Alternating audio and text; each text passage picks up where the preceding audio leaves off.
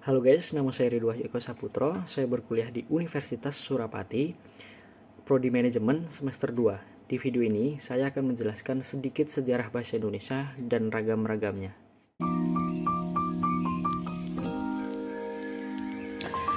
Bahasa Indonesia lahir pada tanggal 28 Oktober 1928. Pada saat itu, para pemuda dari berbagai pelosok Nusantara berkumpul dalam kerapatan pemuda dan berikrar bertumpah darah yang satu tanah Indonesia, berbangsa yang satu bangsa Indonesia, dan menjunjung bahasa persatuan bahasa Indonesia. Ikrar para pemuda ini dikenal dengan nama Sumpah Pemuda.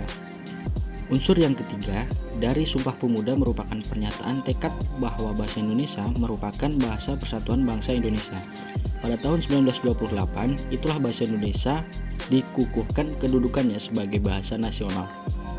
Bahasa Indonesia dinyatakan kedudukannya sebagai bahasa negara pada tanggal 18 Agustus 1945 karena pada saat itu Undang-Undang Dasar 1945 disahkan sebagai Undang-Undang Dasar Negara Republik Indonesia. Dalam Undang-Undang Dasar 1945 disebutkan bahwa bahasa negara ialah bahasa Indonesia.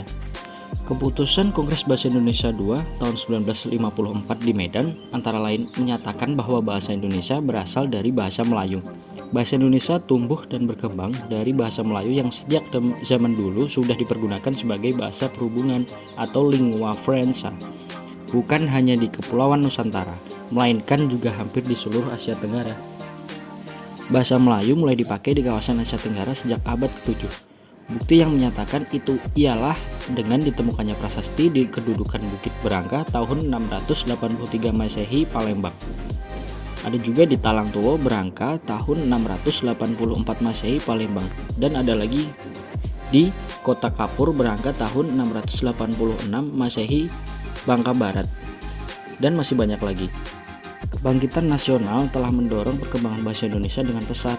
Peranan kegiatan politik, perdagangan, persurat kabaran, dan majalah sangat besar dalam memodernkan bahasa Indonesia.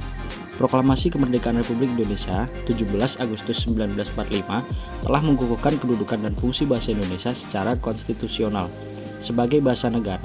Kini bahasa Indonesia dipakai oleh berbagai lapisan masyarakat Indonesia baik di tingkat pusat maupun daerah. Indonesia terdiri dari berbagai macam suku, budaya, agama, hingga bahasa. Dari unsur lain, bahasa Indonesia menjadi media komunikasi yang digunakan seseorang untuk menyampaikan sebuah pesan atau informasi kepada pihak yang dituju.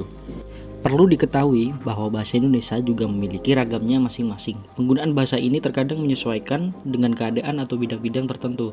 Contohnya, ketika berbicara dalam lingkup ilmu fisika, maka akan ditemukan kata-kata yang jarang didengar seperti destruksi, intervensi, dan lainnya. Dilihat dari media atau sarananya, bahasa Indonesia dibedakan menjadi dua, yaitu ragam lisan dan ragam tulisan. Ragam bahasa lisan merupakan bahasa yang dihasilkan melalui alat ucap dengan fonem sebagai unsur dasarnya. Ciri-ciri dari ragam lisan adalah: yang pertama, memerlukan orang kedua atau teman bicara. Yang kedua, tergantung situasi, ruang, dan waktu.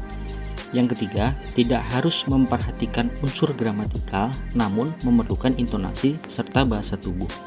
Yang keempat, berlangsung sangat cepat. Yang kelima, sering dapat berlangsung tanpa alat bantu, dan masih banyak lagi. Yang kedua, ada ragam tulis. Ragam bahasa tulisan adalah bahasa yang dihasilkan dengan menggunakan rangkaian huruf sebagai unsurnya.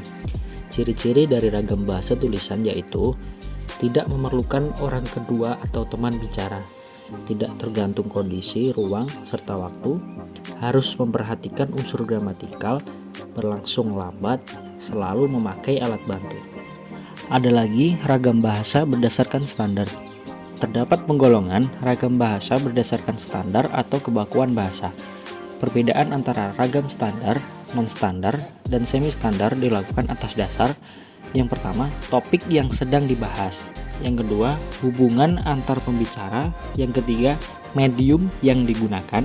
Keempat, lingkungan atau situasi saat pembicaraan terjadi. Ciri yang membedakan antara ragam standar, semi-standar, dan non-standar diantaranya: yang pertama, penggunaan kata sapaan dan kata ganti. Yang kedua, imbuhan. Yang ketiga, penggunaan konjungsi. Yang keempat, penggunaan fungsi yang lengkap. Ada juga ragam bahasa Indonesia berdasarkan cara pandang penutur. Apabila dilihat dari cara pandang penutur dan pembicaraannya, ragam bahasa Indonesia dibedakan menjadi 4. Ragam dialek, ragam terpelajar, ragam resmi, dan ragam tak resmi.